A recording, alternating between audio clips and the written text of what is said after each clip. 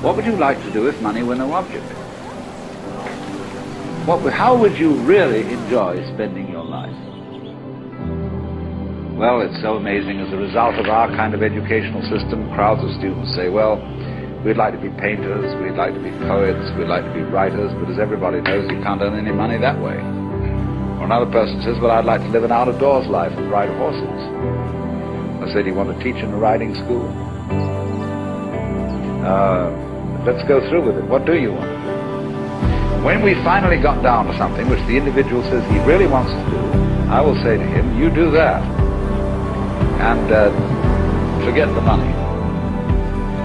Because if you say that getting the money is the most important thing, you will spend your life completely wasting your time. You'll be doing things you don't like doing in order to go on living, that is, to go on doing things you don't like doing, which is stupid. Better to have a short life that is full of what you like doing than a long life spent in a miserable way.